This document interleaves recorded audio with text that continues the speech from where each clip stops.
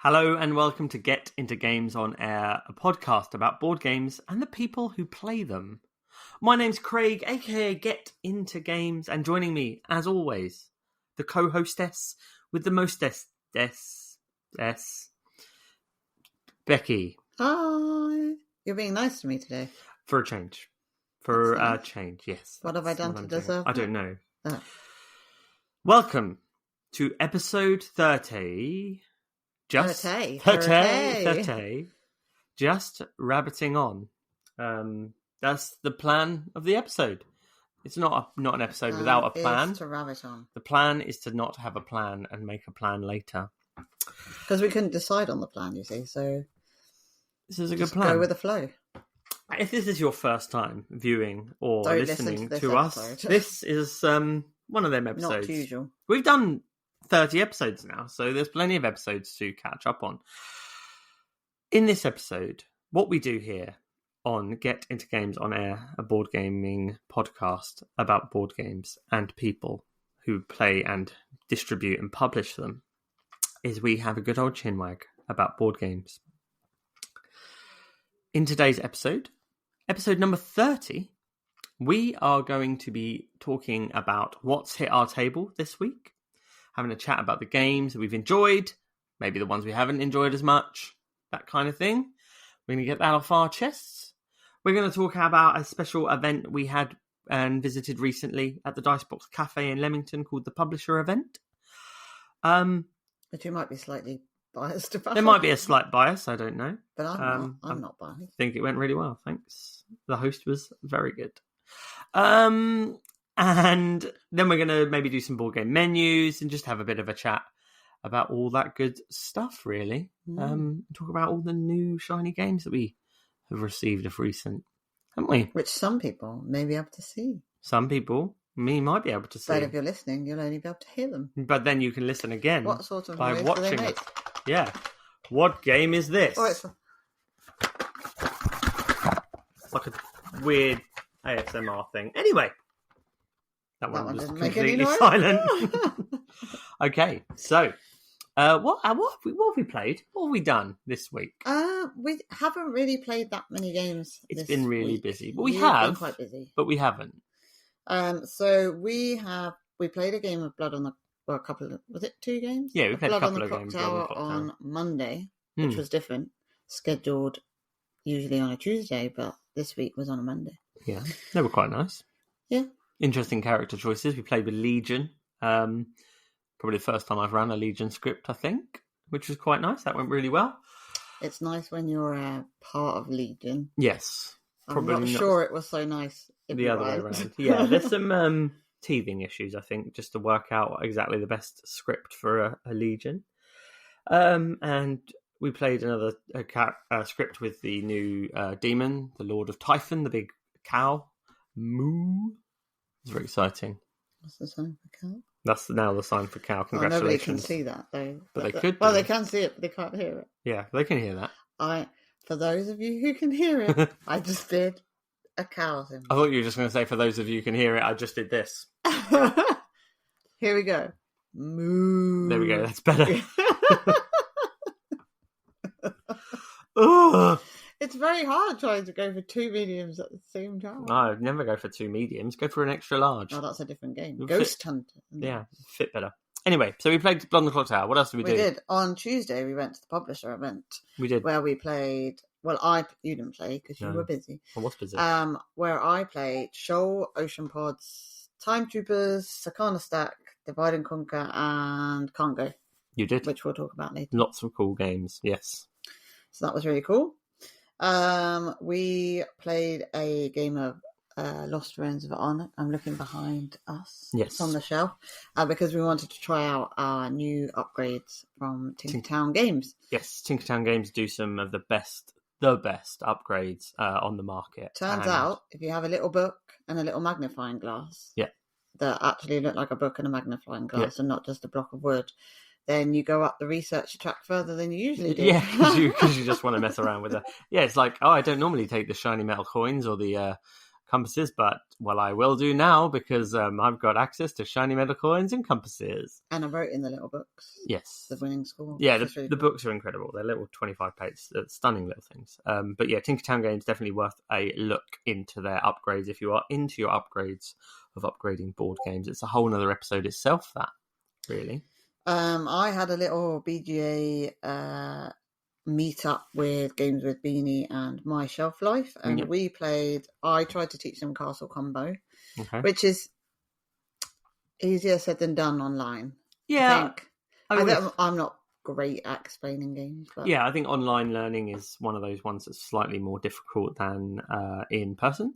But I think the port of Castle Combo on BGA looks really simple. And then Susie taught us 61 Autumn Leaves, which is you roll dice and then you can take a dice and it does a certain thing on the board and you're trying to score the most points. Okay. And there's a mechanism in there whereby if you have a certain amount of leaves, you get a bonus, but it's really, I found it really hard. Susie seemed to be managing it very easily, but to score that exact amount of points at that time, I was always going over it or under it. Interesting.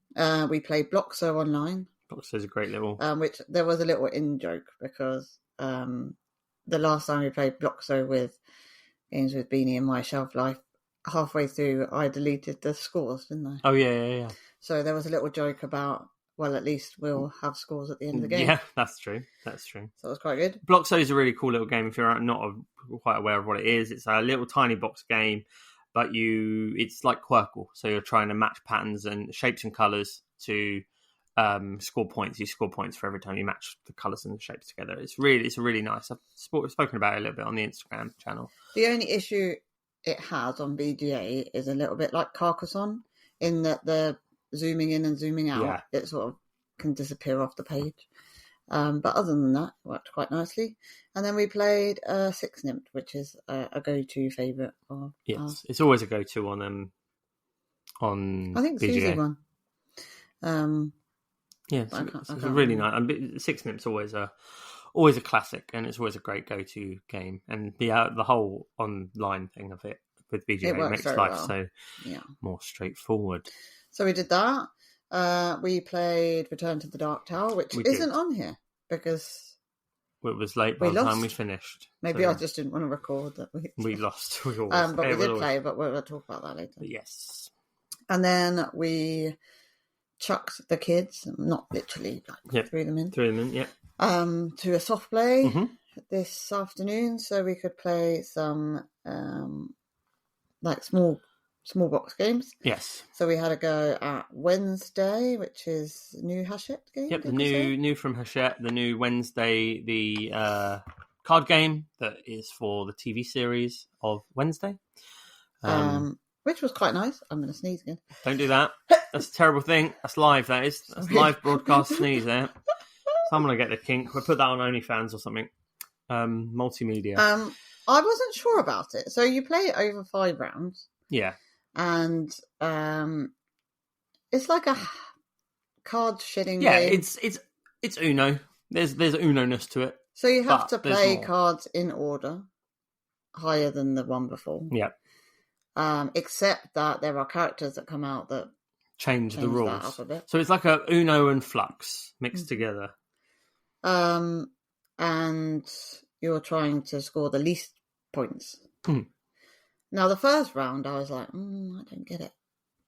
There's not much strategy here.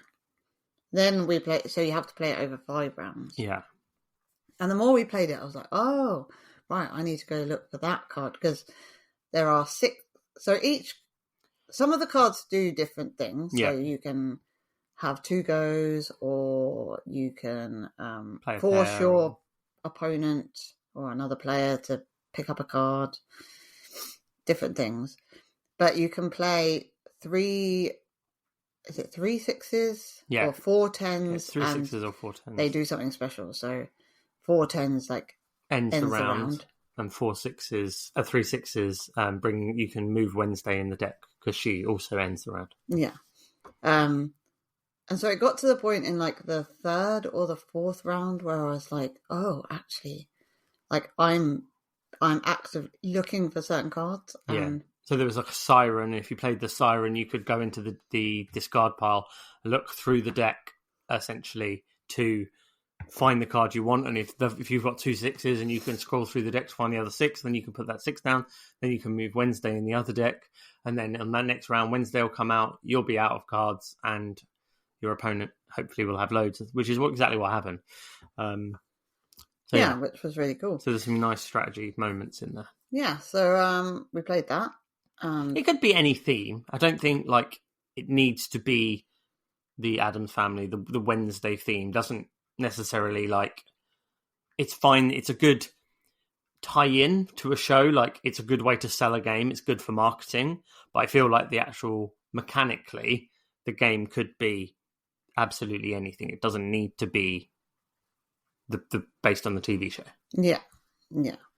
And then we played Ghost Hunter. We played the monster version. Ghost Hunter Monsters with the most satisfying box opening of all time. Here you go. This is for the podcast listeners. This is for the viewers. So sounds the same. Those of you who can't see it, rather than it being a lid, it lifts up and holds the deck of cards. It was a bit similar to Wednesday in a way because you had to play cards in order. Did we decide it was like shithead? I didn't swear on the podcast. So you have your exit cards. So you have 3 cards laid face down and 2 cards laid face up. And I seem to remember that in Shithead, she swore this time.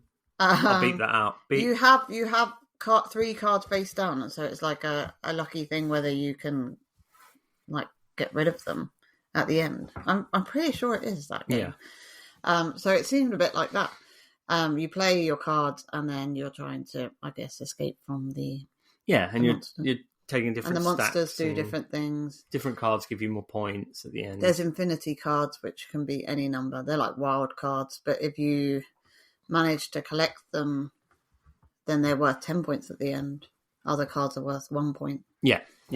So they're from Cheatwell Games. There's 3 different. Well, I think there's probably more than 3 different types, but we've got the Vampire Edition. We were sent lovely. Thank you, Cheatwell Games, very much. But we were sent the monsters, the spirits, and the vampires, which are cool.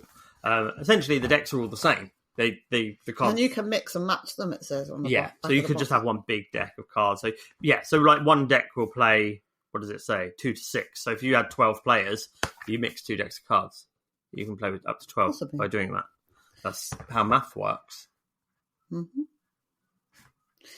But the artwork's really nice. It is, yeah. They're cool. It says age 12 plus, but I think that's because that's the theme. The nature it's of the theme of it that makes it 12 But plus. actually, the artwork's pretty cool. Yeah. It looks nice. There's little, like the writing on it's quite small on the cards, so that would push the age thing up a bit. Well, because people can't read small words. Not small people. The smaller you are, the bigger the words need to be. Oh, right. Because tiny eyes, even though your eyes are the only bit of you that doesn't grow. Yeah. Yeah, so it's true. Science. No. I'm a scientist. I know science. And science is about small eyes and big words. We had a little go at Caveman Rumble. So Caveman Rumble is a game. It's really cute. It's got some really nice artwork of like a whole family of cavemen, isn't it? So there's cave babies, there's a brat. Yeah, cave brat. Cave brat. And if you have her in your field of play, then you have to lose a card every time. You have to discard a card every time, is it? And you're trying to collect dino eggs and dinosaurs by matching colours, essentially. But there's a bit of kind of... is it Exploding Kitten? There's a bit of take that in it. Yeah. Though you're stealing eggs and you're stealing cards and cavemen, you're stealing cavemen from one tribe to another, and you're trying to basically get dino eggs, and again, satisfying box. But it does. Listen. Yeah, that's the most satisfying sound. It has one of those magnetic strips on the box that keeps it closed. And inside, the artwork inside the box is like a cave, but then it's got like the dinosaurs painted on the back. It's a very simple, straightforward, again, a kind of Exploding Kittens style game, but something that is quite an interesting little game. Enjoy. So we managed to play all of those. And we played Castle Combo as well. We did. Yes, we played. I do really enjoy. I think we talked about this before, but you have to lay out a 9 card, 3x3. Like 3x3 grid. And you are essentially drafting cards from 2 rows. Yep. And as you draft them, sometimes they can become cheaper to buy, or otherwise can be cheaper. You're sending a messenger as well, up and cheaper down. to buy. Yep. There's a lot of thinking, and I find that this game causes you the most analysis paralysis that I think of all the games. Yeah, it does. Yeah, it feels like every card matters. Well, it does, yeah, because you literally are doing 9 things. There's 9 actions to the game. That is it. Like just like the White Castle. Like you are doing 9 things. You've got to maximize in 9 turns, and if you've taken one of those cards that says you can't have any green cards. By the end of the game, if you don't have any green shields, you'll get 10 points. That's like a huge amount of points that you need. And there's only green cards in like one part of the deck. It's sort of like, well, what do I have to make the best of a bad decision? Do I spend a key to move the messenger away from those to get? So then I'm losing points to get away and then getting a card that potentially won't score me many points or any points, or do I just take the hit on the 10 points and hope I can get something that will build me more points in the future? There's a lot of thinking to be done. You can mess up around. And you do have one concern. Yes, every time you've got one specific card, you've won the game. There's a card that allows you to... It gives you... score 4 points for each card that minuses coins. The cost. So if you've got lots of cards that are minusing the cost... And then, so if you've got 4 of them in your hand, and you've got the fact that card is quite like lucrative, that one card on its own gives you a minus on minus silver and minus brown. That feels like quite a lot to like a huge score for something that isn't necessarily. Yeah, but I suppose in a way you are also. The minus cards aren't scoring you stuff at the end. They are scoring you stuff at the end of the game. So yeah, it feels to me a bit of an overpowered card. If you get that next time, and then you. Well, yeah, it just feels like scoring for that particular card is quite punishing if you don't get it. True. Because I don't think there's anything else in the deck that really gives you that. I mean, I suppose if you had 2 cards that don't have green and don't have blue in your deck or something, then you're going to have no cards in your deck. But yeah. Interesting. It's good. I forgot something we played. What did you forget? We played Chronicles of Avery yesterday. We played Chronicles of Avery yesterday. There we go. We played with the Moon Monster. We did. The Moon Monster is a 3-headed dinosaur. Yes. It is a 3-headed dinosaur. Moon Monster is. Chronicles of Avery was really good. I really enjoyed that game. It's just a great kids kind of RPG, D&D starter, but with a board and collecting stuff, as we've spoken about before. I'm sure Alana really enjoys it. Yeah, and I think the fact that we were kindly gifted the expansion by Board Game Waffle, means that we can mix up the beasts and the other monsters. So it's not just playing the same game over and over again. It can always be different because the tiles are going to always be the same. Where they are and the positioning of them is going to be different. Yeah. The difficulty can be different, like the level that you put it on, the amount of monsters that come out. We died. Yeah, we died many, many times. We did. It was sad. One of those things. So, moving on, shall we talk about this publisher event that you helped to organise? Yes. I sometimes wear a different hat, and it's very nice. So at the Dicebox Board Game Cafe in Leamington Spa last week, there was a publisher showcase that I, in part, helped organise. And we organised with 4 budding UK indie board game publishers: Molinarius Games, who have been on the podcast; Half No More, who have been on the podcast; No Drinks on the Table, who have been on the podcast; and Trywin Games, who have been on the podcast. Yeah, so we had Trywin Games with Can't Go, which has been funded on Kickstarter and is currently still live on Kickstarter. So if you are thinking about backing anything, back Can't Go, the game of poop, points, and pandemonium. No Drinks on the Table have Divide and Conquer, which I do still believe is also on Kickstarter. Still got a couple of days left. I think it's near the end. Near the end. We had Molinarius, who brought Ocean Pods, Shoal, Lakes, and... Oh my gosh, you can't remember. And Time Troopers, but I thought there was another one. No. Oh, they did bring Cake of Doom, but they didn't show it off. But Cake of Doom is coming from soon. Time Troopers. I thought he'd forgotten Time No, Troopers. I just thought I'd missed another one. Could you? And Huff No More, who brought their Sakana Stack. Sakana Stack is a card shedding game based in Japanese fish markets, which has just had a new 2-player rule set, because originally it was 3 or more. 3 to 6, is it? Yeah, we've got the 3 to 6. Yeah, so there's a new rule set that makes it a 2-player game, which is really nice. Because I think that was one of the sticking points. That is coming to Kickstarter on the 1st of October, so that's something to definitely keep an eye out for. It went down incredibly well at the event. But yeah, start from the beginning, I guess. So where do you start? Well, I mean, from a punter's point of view, yes. Shall I talk about you what can it was talk, like for yeah. me? So we turned up at 6:30 and we were organised into little groups. Now, naturally, I don't really like people. I'm not always good in new company. Yeah. But I sort of felt like I knew the publishers well enough that it didn't matter. So I just sort of hung back and let you sort out all the other people, and then was left to the end. Where I met Sam and Zach. Yeah. And we basically made up a trio for the entire evening. Yeah. So each group went round to each of the publishers and played the games, learned about the games, were able to talk and ask questions of the publishers, which was really nice. It felt really intimate. Like, it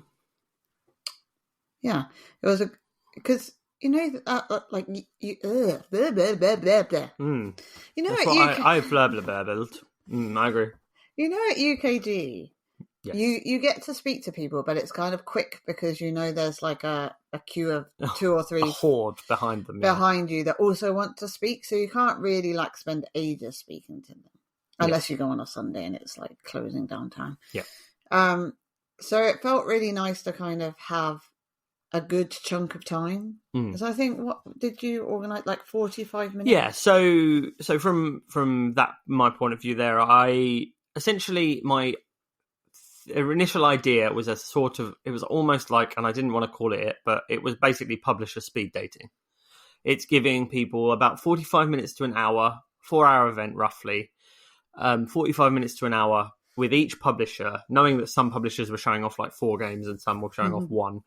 Most were showing off 1. Yeah. One publisher was showing off 4 with the 5th one in a bag. So giving everyone 45 minutes and then like ringing a little bell, which was the most exciting part of my evening, to get everyone to sort of move around after the 45 minutes to an hour-ish. And I think that did give everyone enough time. It was interesting because the people that came some of them were budding publishers. There's Avium Games, who will be on Instagram very soon. They're playtesting a game at the moment. So there's a lot of people there were in kind of the publishing and other side of things to see how it works. And it was really interesting to see how the conversations went. They played games and then they just chatted to these publishers about publishing games and that sort of thing, which was really interesting from my point of view. So it gave people a lot of time to talk. But yes. So the first game we played was Sakana Stack, which is a fish market sort of shedding card game by Half No More. Yeah, by Half No More.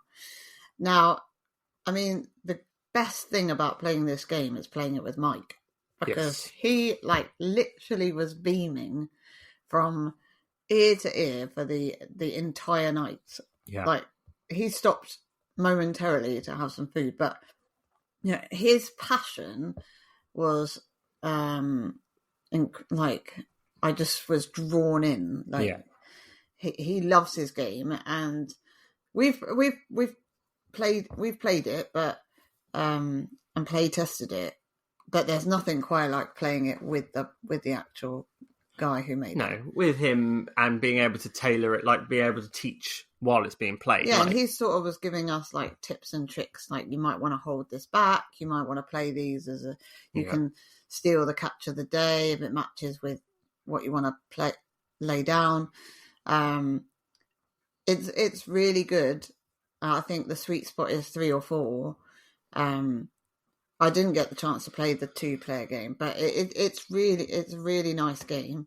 And the artwork, which his wife Jocelyn created, sort of makes it pop. It's water brush, Japanese water brush, is it? Something like that. But it's really been thought about very well.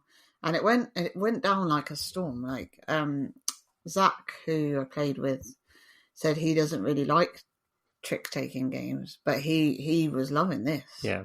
And we don't talk about Sam.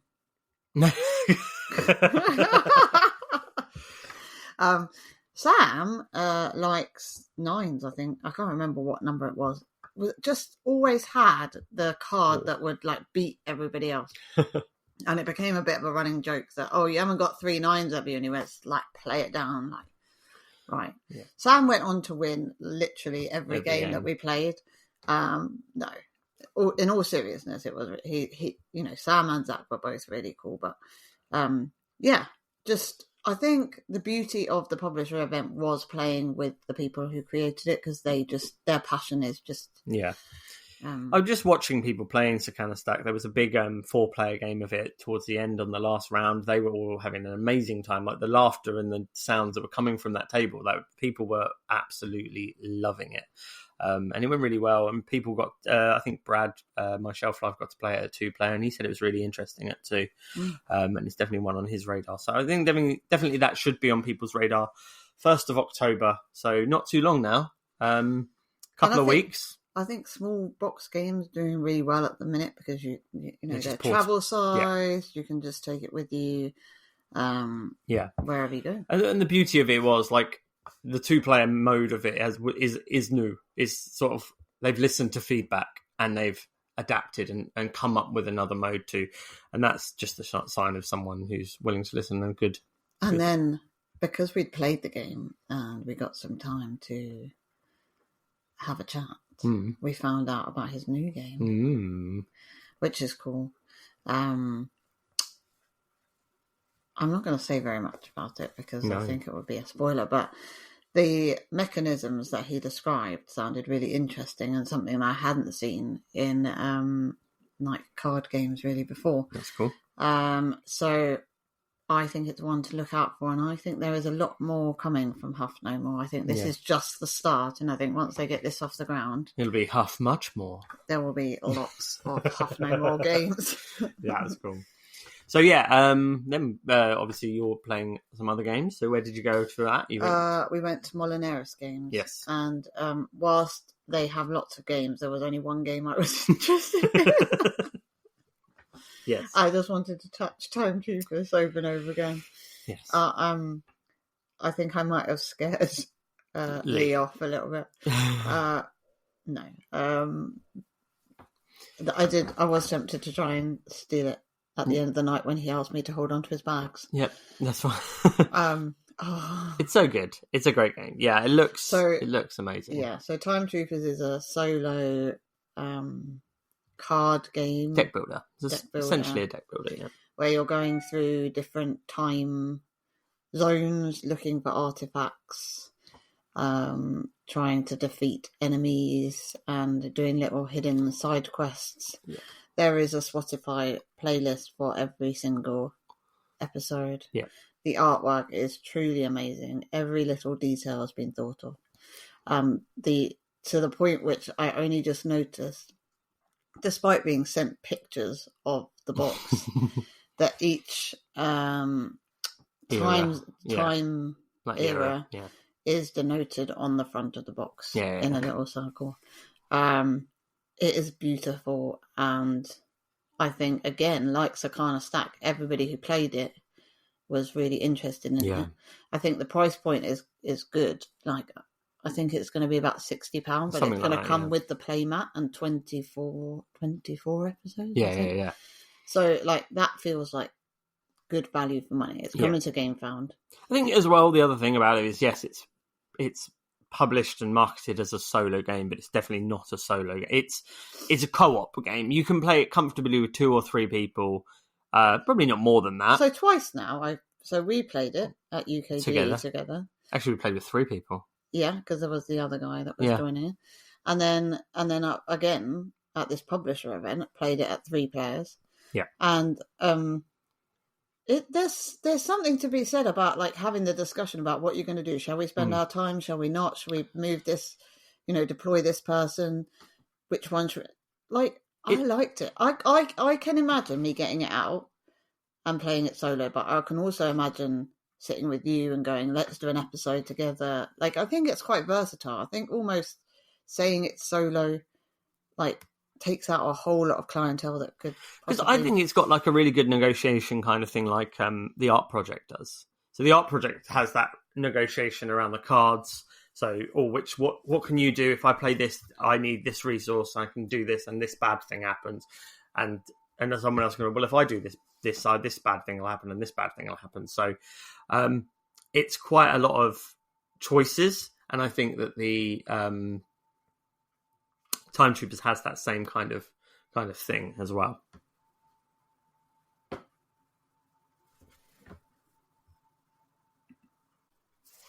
So yeah, I want it. Yes, 100%. You need to get it for me. I will. And we need to order it on GameFound. So the other games that they had Cake of Doom. They had 1 box of Cake of Doom. I looked at it. It was that's their only copy of it. But if you know Cake of Doom from before, it's sort of the 2nd edition of it. Yeah. And it looks really nice. It almost looks, I know it's not the same as Doomlings, but it looks to like that kind of artworky type thing. And it looks fun. But obviously I haven't played it, so I don't know. So, but it looks fun. I think we saw the original edition of it a couple of years back at UKG. I remember seeing it, but I don't remember. We didn't play it. And then we have Shoal that they were showing off again. And despite having played it many times, and he sort of led with, Becky knows how to play this one. And then the 2 newbies were playing it, and they absolutely kicked my butt. Yeah. Shoal's really good. It's like it's a card layering game with 4 specific rules, but like what I love about the game is just the fact that the rules are printed on the side of the box. That makes life easier. Rule number 1. I'll read them out now. Fish must be placed swimming to the left and not placed upside down. Rule number 2. After your first card, you must layer cards on top of one another. No tucking. Rule number 3. When you layer cards, add fish next to another fish, adjacently, not diagonally. Rule number 4. Fish can cover empty space and other fish. Empty spaces can only cover empty spaces. Fish are friends, not food. It's really fun. It's a little puzzle. It's really quick. Plays really quickly. And the objectives change each game.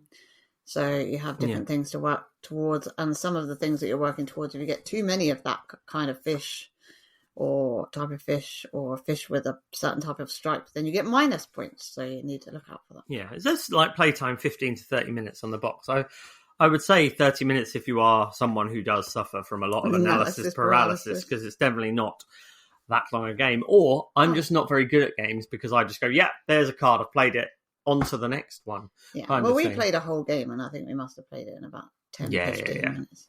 Yeah. But yeah.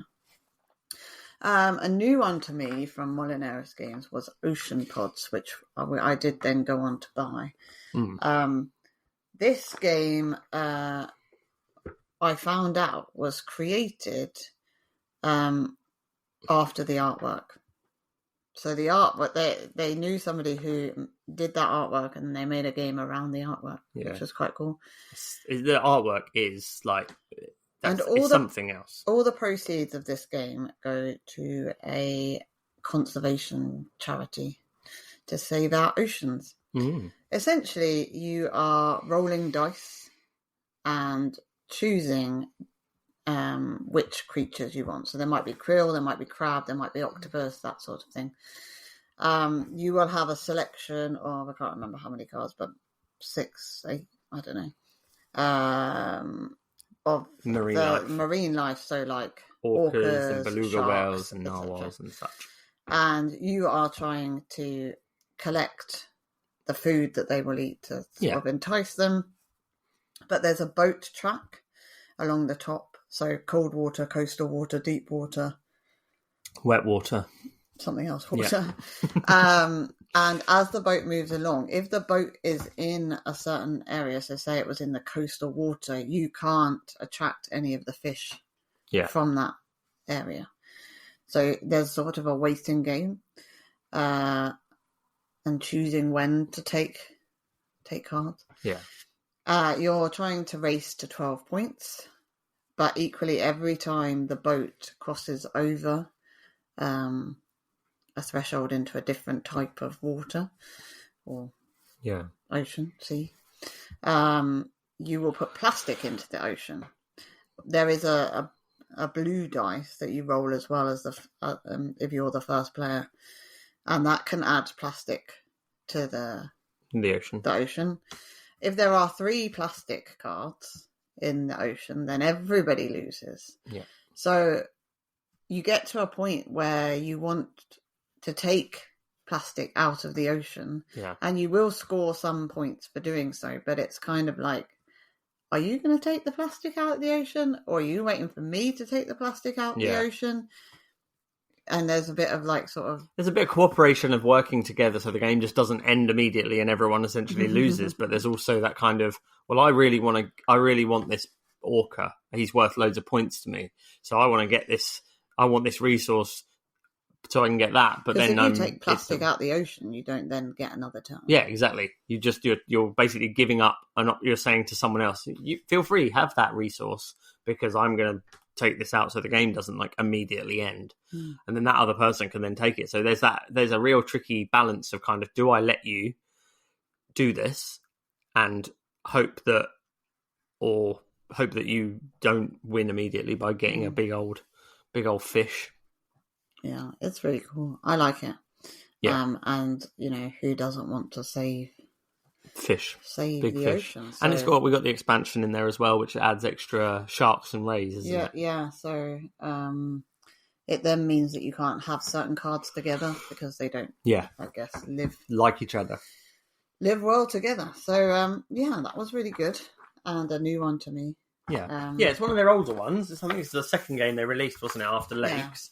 Yeah. And I'd seen it loads just mainly because of the artwork, but never really knew much about the game. But it is, not only is it a beautiful, relatively small box, lots of components. And everything is plastic free in the box. Yes. So they're wooden dice. Yeah. The dice are beautiful.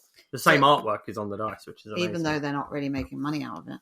Yeah. They've gone to the trouble of making sure that there was no plastic in it. Yeah, they're not making money out of it, but generally speaking, people will be doing this. Is something to help, and you get a game out of it, so why would you not support it, is what I'm saying. Exactly. And Lee is great. Yeah. He doesn't fit in the dice box, but he's great. Yes. He's a little bit too tall. He's too tall for the too tall for the cafe, but we can make arrangements. But it's the same with all of the publishers. They all they're just so enthusiastic, obviously, about their games, and their love of board games in general really comes across. Yeah, definitely. And they're really supportive of one another, which is really nice. So yeah. And then the third game I got to play was Divide and Conquer, which is a game all about playing conkers. Yeah, it's the nostalgia of the old playground playing conkers, which you're not allowed to do anymore because of rude people. Yeah, because hurting people by would hurt. whacking people. So this is the next best thing if you want to play Conkers, and the artwork is absolutely beautiful. Yeah. They are tiny sorts of Ghibli Conker characters, and you essentially are. Why are you yawning, Craig? You're quite boring. Wow, I didn't think you were going there. And you are... So there's a drafting phase where you collect your Conkers, add your hardeners, get your strings, because you can't play Conkers unless they're attached to strings. There are different types of strings. Some strings snap during rounds. Some are extra strong or give you a bonus. And then you add your hardeners, which also gives you a bonus. Yep. And then you battle each other. Indeed. And you try to break your opponent's Conkers. Yep. So we played a massive 4-player version of it with a huge draft. What happened was that 2 people didn't draft very well, so I ended up with only 1 or 2 Conkers. And then Sam and I just collected all the Conkers. So at the end, we ended up battling each other. And, of course, Sam won. Yes. But it's great. It's super sweet, and it's in a tiny box, and the dice are really nice. I want the special nice dice, because we have like the like sort of normal dice. But what colour would you call that? Sort of pine? I don't know. Creamy dice. But there are some like walnut coloured dice. Conker coloured dice. Yeah, and they look really cool. Yeah. So you can get that if you order the deluxe on the Kickstarter. Yes, or the big wooden box. Order the big wooden box. Learned is big wooden she box. wanted to have in walnut, but apparently walnut wood warps. Oh, really? Wow. So it would look nice as soon as you got it, and then it would be good. So that's why you're not getting walnut boxes if you order the big £400 Fair enough. box. Yeah. The last game we played was our friend John's game. Yep. From Try-Win Games. Go. Yep. What was it? Points? The game of poop, points and pandemonium. I feel like I'm an advertising campaign. What happens with this game is that people sit down to play it, and I've seen it happen quite a lot now, because we've seen it in lots of different places played. Yeah. And people who don't know it sort of sit down at the table and go, I don't really feel very comfortable playing a game about poop. Well, I think there's a multitude of things. There's like, one is you want me to play a game about poo. The second thing is the artwork is so Ghibli and cute. It's a kawaii, sorry. Mm-hmm. You go, is this a kid's game? Neither of those things are factual. And then you see, so then he goes on to explain that you can flush, you can wipe, you can do all of this. And you just watch people's faces and go, I'm not sure. So there are little creatures in the stalls, and they are going to the for toilet. A poo. Yep. And you are building out the poos. Yep. And you're scoring trying to score based on the number of rather large poo. But you score based on the number of sweet corn within the poo. Yeah. So if there's 3 sweet corn, it might be worth 30 points. Mm-hmm. For that piece, and you add it up, and you have to have a starting piece of poo, and you have to have a finishing piece of poo. Yeah. And if you finish the poo, then it goes round to the next player to see if they want to wipe. Yeah, the finishing. And turn.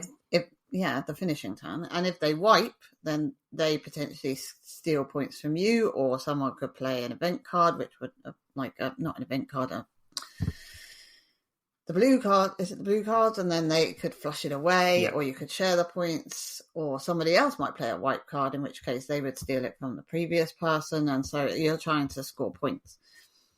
And there comes a point about halfway through the game where people are like, oh, it's okay to laugh. Like, this is a funny game. Yep. And it always ends in hilarity, and it just totally breaks down any barriers that anybody had, because it's so silly, but great fun, that you just I mean, I played with Zach, and he wouldn't take any yellow cards. So the yellow cards are the only way that you can lay out more poop, basically. He wouldn't take any yellow cards. He would only take blue cards. So he couldn't do anything other than wait for the person in front of him to wipe. And he was like, can't you just finish the poo? Can you just finish? And it's just absolutely hilarious. Yeah, it's like there's so much like people are getting so enthralled or so excited about, you just wiped, I can wipe, and you're having an argument about wiping away the poo. It's just amazing how it just brings people, that kind of hilarity brings people together in that way. It's such a good little game. And then I heard that Driving Games has a whole folder of game ideas that he thinks of in his head, and he puts in the folder in case you should ever come back. So like Half No More, I imagine there are going to be loads of those. And No Drinks on the Table has ideas for a fashion game, which I think she's playtesting at the minute. Yeah, so I think they should bring it to one of the aircons, I think, maybe next year. People are going to be coming up with lots more games, so they're sort of ones to watch, I think. Yeah, it was very exciting. Yeah, overall it was definitely a good fun event. Lots of enjoyment was had, lots of games were played, and hopefully they'll get lots of support from you folks at home and people who have played and tried the games out, because they deserve it, because they're good games. And then a little shout out to the Dice Box. I know you work there, but we had some lovely food and some lovely I tried out some cocktails. Yep, some specials of the moment. A very exciting cocktail, which was bought so it was sort of in a martini glass. Yes. See, because I'm getting better. Because it's martini. And it was vodka and grenadine. It was a So the red sort of hung around in the middle and sort of it looked really cool. And then on the side it comes with candy floss. So then you drop the candy floss in the top of the martini glass and it sort of dissipates. And I think this is coming onto the menu. It is a special menu. Yeah, special menu. So you ought to want to try one of those out because they were pretty nice. So it's the Icebox Leamington at the moment. So we're still going through some testing things. So, but yeah, it's definitely worthwhile popping down trying out some of our specials that we have on at the moment with our pumpkin spice lattes and our toffee popcorns.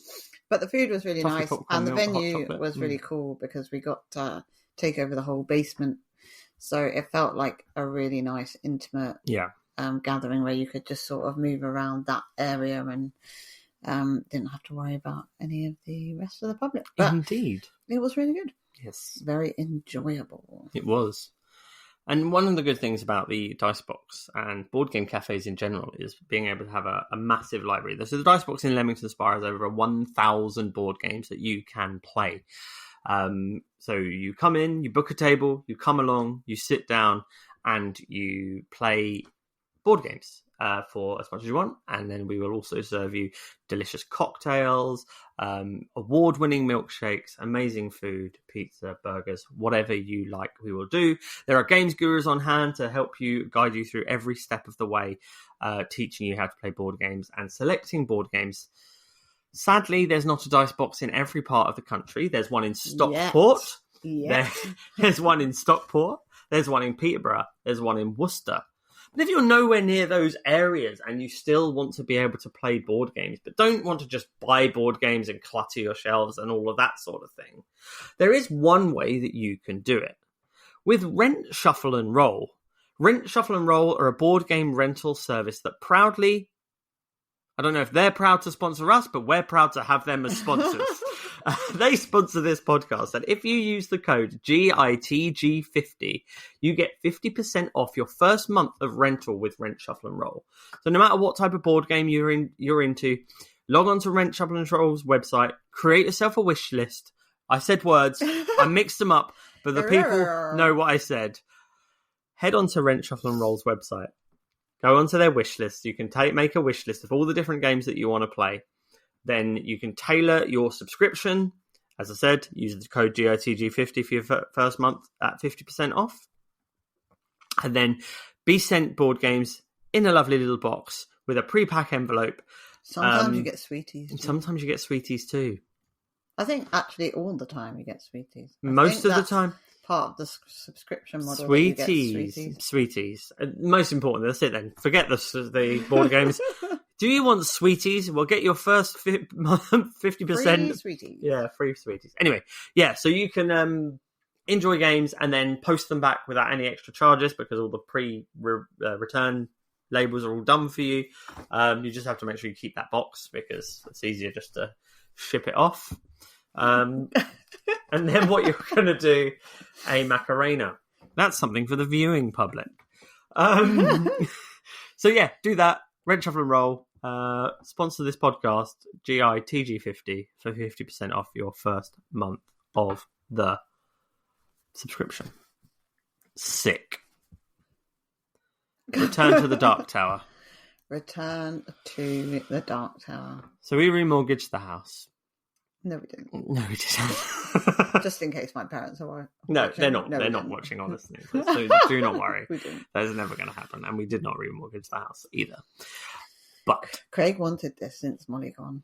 I did. Which means he hasn't had to actually wait that long, to be honest. No, it's been weeks. But then he saw it come onto our website. It came on and it said, hello, like, I'm available. And then I went, all right, you're available, are you? I'll have you then. Thanks. Thanks very much. But you can't just get one bit of it. You can't get one bit. It's not done.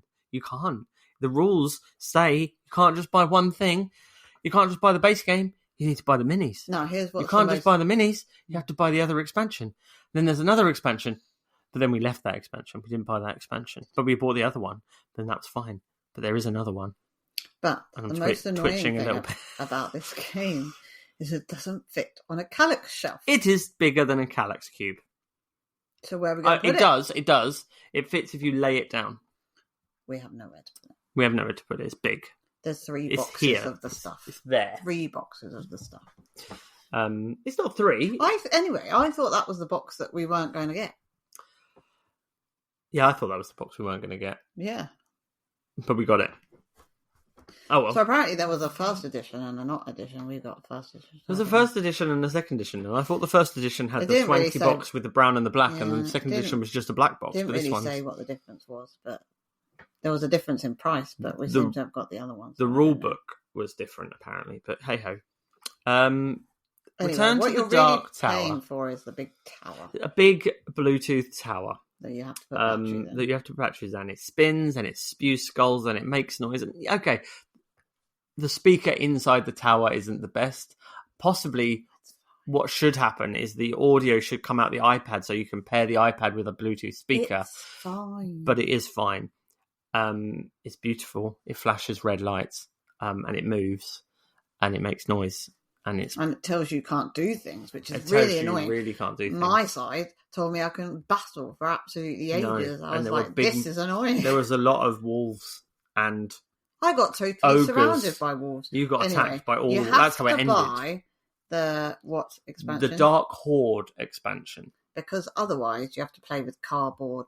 Well, they're not even like standees. They're like little hexagonal, not the same. Flat hexagon things.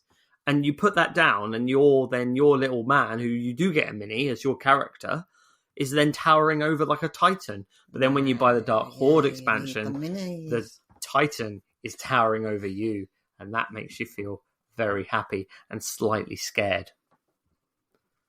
The minis are really cool. So we in the game we played, we had dragons, 2 of them, right next to each other. That was why? I don't know. They all came out in the same quadrant. Everything came out in the same quadrant. We had wolves all decided to spawn in my quadrant, and then it said all the wolves move next to the player in that quadrant. Yeah.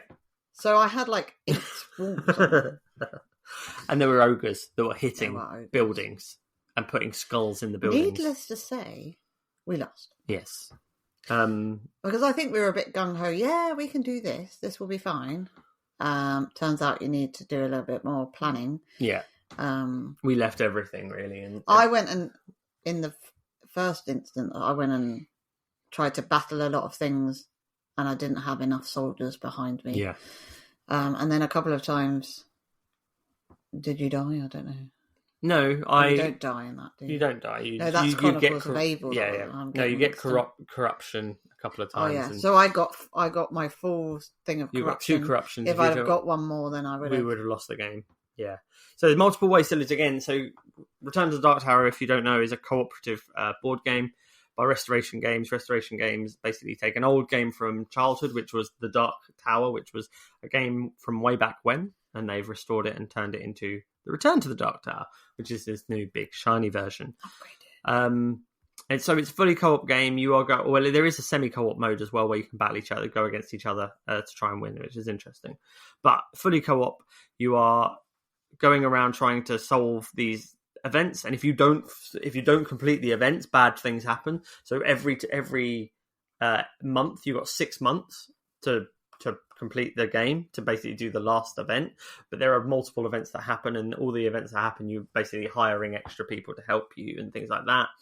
There are skulls that are the corruption, which you drop into the big tower, and they will either hold in the tower and they won't come out, or eventually they'll fall out of one of the sides of the tower. Every time you drop a skull into the tower, the app pings and it goes, there's an event, or there's no event. The events can be the monsters getting stronger, more monsters spawning, monsters moving, monsters just being monsters. Lots of different things can happen during the events. Sometimes it says, soon it will start raining fire and raining skulls, and then you realise that you're slowly dropping in skull, and nothing's happening, and you're getting more and more panicked because every time you drop a skull in and nothing's happening, you soon realise that one time you're going to drop a skull in and everything is going to happen at once, and then that's a really bad thing.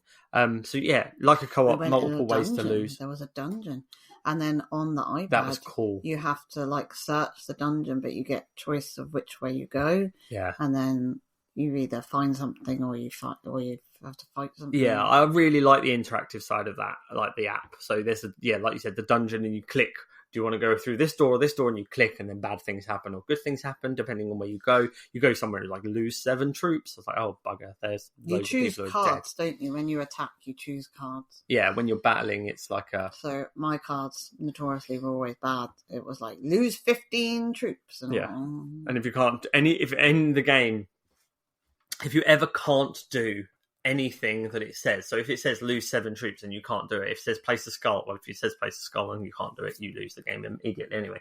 But if there's anything you can't do, you have to take corruption for it, and if you end up with 3 corruptions, you both lose the game. And corruption really impedes what you're doing. It's horrible. So I got things like you can't get any spirit if you're on a space with a building, which is of course what you're trying to do. And or if you end in if you end on a home, you lose, you have to discard a card or discard stuff, and it's just harsh. So you really don't want to get the corruption. There are ways to get rid of the corruption. If you get enough spirit points, you can use them to get rid of the corruption.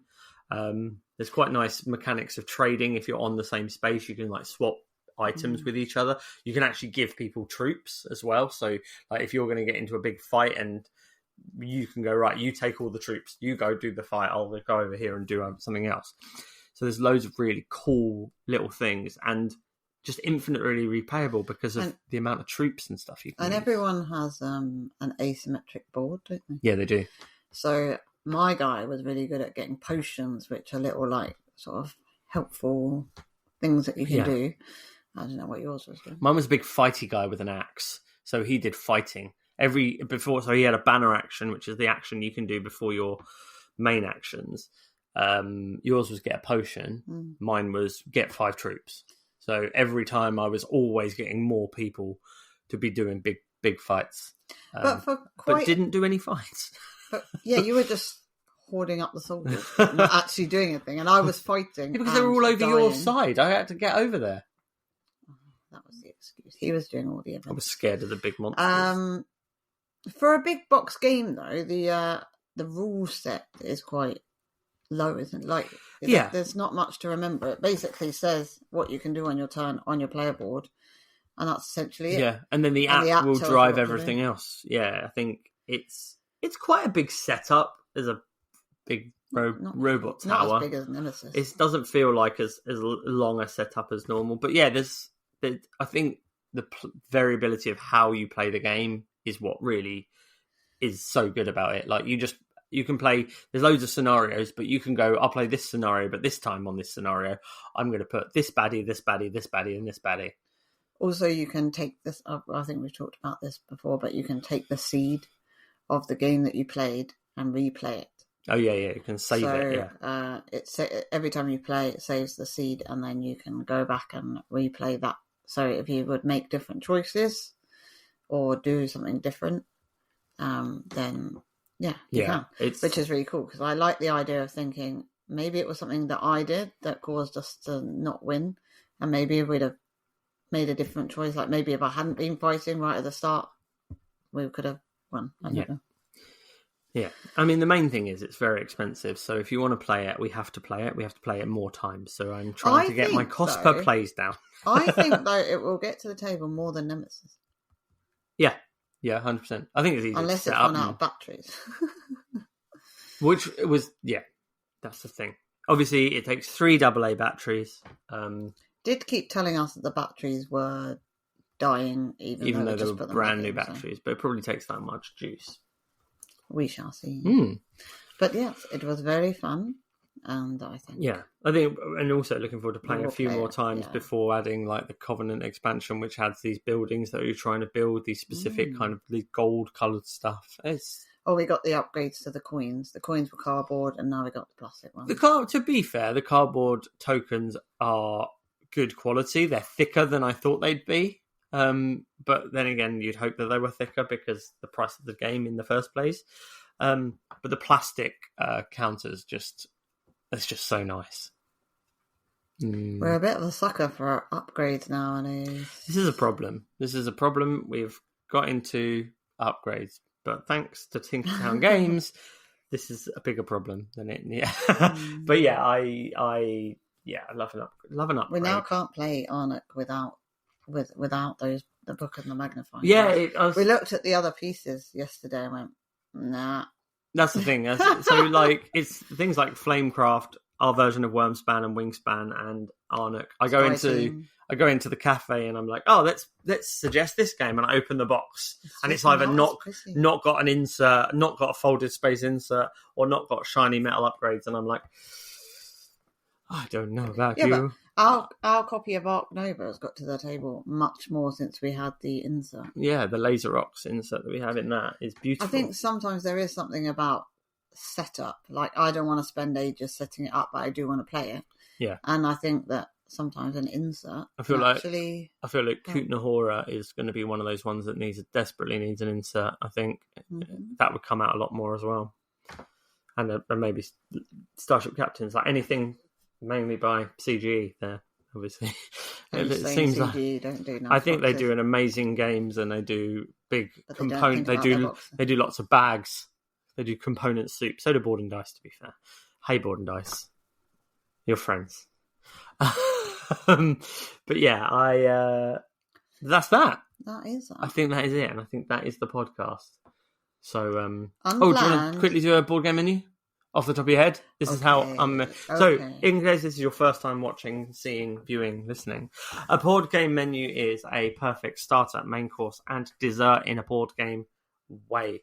So, I'll let you go first because I've been speaking to the viewing public.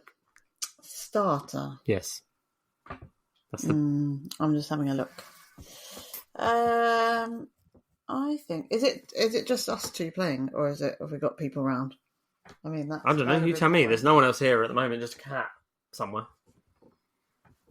I think we're going to play Skyrockets. Nice, great game. Better than Kites.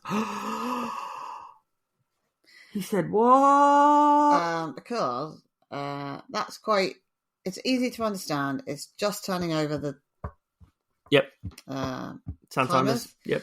But it is always good fun, and because there's different scenarios, we could do a few scenarios, just sort of wet our whistle before we get into the main. That campaign stuff's really good as well. I think that the main course would be Return to the Darktower, because we need to play it to get the cost per play down. Yeah, perfect. And I think we've got to introduce it to everybody now so that they all want it. Yes. Yeah. And dessert? And then dessert. I don't know. For a dessert. Oh, Kabuto Sumo. Oh, nice. A little dexterity flicking game to end the night. Nice. Mm. Okay. What about you? I'm going to say Wednesday to start us off, because Wednesdays are really that was very fun. noisy. I don't think they were expecting that. Wednesday is as we said, is a really lovely, quick table game. It is quite simple. Table game? Quick to table game. I thought you said a quick table game. I was like, what's a quick table game? Like they're all on the table, or are you playing your games on the floor? A quick to table jamais. Jamais? Yeah, jamais. It's a very I don't know what's going on now. He's totally lost the plot. That's true. With a bit of strategy to it. I quite like it. I quite enjoyed it when we played it today, and I want to play it more, so that's why I'm going to play that to start. Our main course is something that I'm absolutely loving at the moment, and I really want to play it again, and I'm going to play it with more people, and I need 4 people, 5 people, and some people, is that. World Wonders. The Wonders. You didn't think about the people who were listening. Okay. I just said World Wonders. They're the people listening. Hello, World Wonders. And hello, people listening. Yeah. Hello, World Wonders. I want to play the people listening. You know what? There's not enough time in the day to play all these games. No. World Wonders is a fantastic polyomino tile laying game. Polymomo is a perfect polymomo game. Polymomo? Yeah, polymomo. Where you are trying to place... Palomino horses. You're trying to place Palomino horses. Yeah, you're trying to place Palomino horses, on polyomino tiles. Which back is legs. Just weird what's happening. And then you have to put them next to roads, and they've got shapes, and then you have to buy... Horses? The Palomino horses have to go on the World Wonders that you have to place. It's really nice. Wooden components as well as cardboard components. It's all beautiful. That's my main course, and my dessert. There aren't any horses in that game. My Palomino horses, and my dessert. My dessert is going to be Castle Combo because it's in front of me and I can see it. That's cheating. That feels like you didn't think about it properly. My dessert is going to be Alpina because Alpina is a game where you are basically making there's a shed. You're making a shed. Making a shed, and in your shed you have to make a shed. 5x5 grid of aminals. You play it in your shed. You have to play it in your shed. Nowhere else would do. Nowhere else, not at all. You not have to have the table. No way. 5x5 grid of aminals. Aminals. Those specific aminals being a goat. Oh my god. A pig. No, a goat. No, that sounds like water. No, a goat, a frog, and a bird. They're the animals, and each of the animals that you place in your 5x5 grid score differently. They could be in rows, columns, types of ones with trackers on, but they all have to be in your shed while you're playing it in your shared shed on your table with your tablet. Who has a table in their shed? I've got one. No, you don't. Yeah, I do. No, you don't. Yeah, I do. It's on its side. Wow. Okay. He's playing Alpina on its side. In the shed. That's what I'm doing.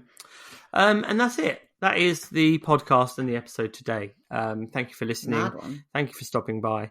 If you're still here, cheers. Remember to head to www.rentshuffleandroll.co.uk and use code GITG50 to get 50% off your first month of rental from them. Remember to pop down to the Dice Box and say hello sometime. And check out all the Kickstarters. Check out all of them Kickstarters. Sakana Stack, 1st of October, and all the others are on as we speak. And Time Troopers get notified for Game Found on that one. No, don't. I want all the copies. No, I just want one copy. That seems quite strange. Yes, so that's all we're doing today. Thank you so much for dropping by, and please remember to return to the Dark Tower. Okay. And remember to support the ocean. Wrestle the ocean. What? I don't know. Crossover. Thanks very much, everyone, for listening and watching. Oh, big thumbs up. Watching. That might never happen again. You know what? This is me. I've got to put it up first. So if this is we did this last week. If this is actually there is an episode that is recorded that Craig did not put up. Yeah, so if this is even up, thumbs up in the comments. All right. Thanks for watching, listening, and doing all that thing. Leave a 5-star review on your app catcher of choice, and get into games. Get into games. You don't look very happy about it. Get into games.